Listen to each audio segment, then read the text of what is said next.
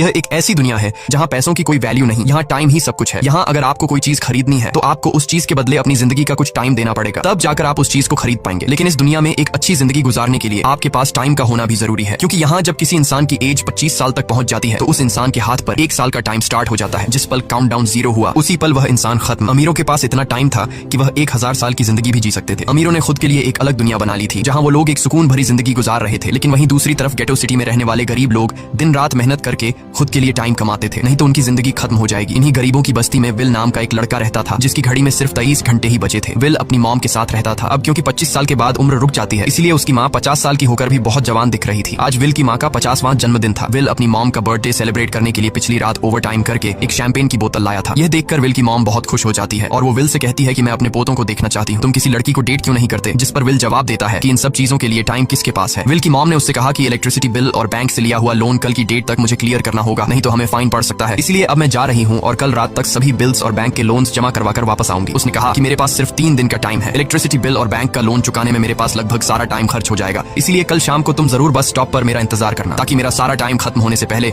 मैं तुमसे कुछ टाइम ले सकूं। इस पर विल ने कहा ठीक है, मैं टाइम पर पहुंच जाऊंगा। जाने से पहले विल की माँ विल के हाथ को छूकर उसकी बॉडी में 30 मिनट ट्रांसफर करती है ताकि विल अच्छा नाश्ता खरीद कर खा सके। इसके बाद दोनों अपने अपने काम पर निकल गए। रास्ते में विल के पास एक छोटी बच्ची आती है। वो विल को एक कैप्सूल देकर विल से उसका थोड़ा सा टाइम मांगती है। विल मुस्कुराते हुए उस छोटी बच्ची को कैप्सूल में अपनी जिंदगी का 5 मिनट का टाइम दे देता है और वह चली जाती है। यहाँ हमें पता चलता है कि ये लोग अपने टाइम को एक कैप्सूल में स्टोर भी कर सकते हैं, जिससे यह लोग कभी भी यूज और ट्रांसफर कर सकते हैं। इसके बाद विल काम के लिए फैक्ट्री पहुंच जाता है। काम शुरू करने से पहले वह कॉफी लेने जाता है, लेकिन वहाँ वह देखता है कि हर एक चीज का दाम डबल हो गया है। जहाँ पहले कॉफी 2 मिनट की मिलती थी, अब उसका प्राइस डबल होकर 4 मिनट हो चुका है। यहाँ पर कभी भी किसी चीज का भी दाम बढ़ा दिया जाता है बिना किसी अनाउंसमेंट के। ये बात विल को बहुत बुरी लगती है। मजबूरी में विल ने भी कॉफी के लिए अपनी जिंदगी के 4 मिनट पे किए और काम पर लग गया। दिन भर के काम के बाद रात के वक्त विल अपने दोस्त के साथ एक बार में जाता है। विल का दोस्त एक नंबर का शराबी था। वह हर वक्त शराब के नशे में टली रहता। विल का दोस्त विल को इशारे में बताता है कि वह आदमी सबको फ्री में दारू पिला रहा है और उसके पास बहुत ज्यादा टाइम है। ये सुनकर विल ने जब उस आदमी की तरफ देखा तो उसे चारों तरफ से लड़कियों ने घेरा हुआ था। विल की जब उस आदमी की घड़ी पर नजर गई तो उस आदमी के पास 116 साल का टाइम था। ये देखकर विल समझ जाता है कि यह आदमी ग्रीनिच सिटी से है, क्योंकि गेटो सिटी में लोगों के पास ज्यादा से ज्यादा 2 दिन का टाइम होता है। विल उस आदमी के पास आया और उसे वार्न करने लगा कि यहाँ पर तुम्हें नहीं होना चाहिए था। यहाँ चोरों का खतरा है, ये लोग तुम्हें मारकर तुम्हारा टाइम चुरा लेंगे, इसलिए जल्दी से यहाँ से निकल जाओ। लेकिन वो आदमी विल की बातों को सीरियस नहीं लेता और उसे इग्नोर करके ड्रिंक करने लग जाता है। तभी उस बार में फोर्टिस नाम का एक गैंगस्टर अपने ग्रुप के साथ आया, जिसे देखकर सारे लोग बाहर निकल भागे। दरअसल यह शहर के सबसे बड़े गुंडे हैं जो लोगों से जबरदस्ती टाइम चुराते हैं। विल का दोस्त विल को पकड़कर ले जाने लगा, लेकिन विल ने जाने से इनकार कर दिया और वहाँ एक कोने में छिपकर सब कुछ देखने लगा। फोर्टिस उस अमीर आदमी से उसका सारा टाइम लूटने आया था। फोर्टिस उस अमीर आदमी को चैलेंज करता है कि चलो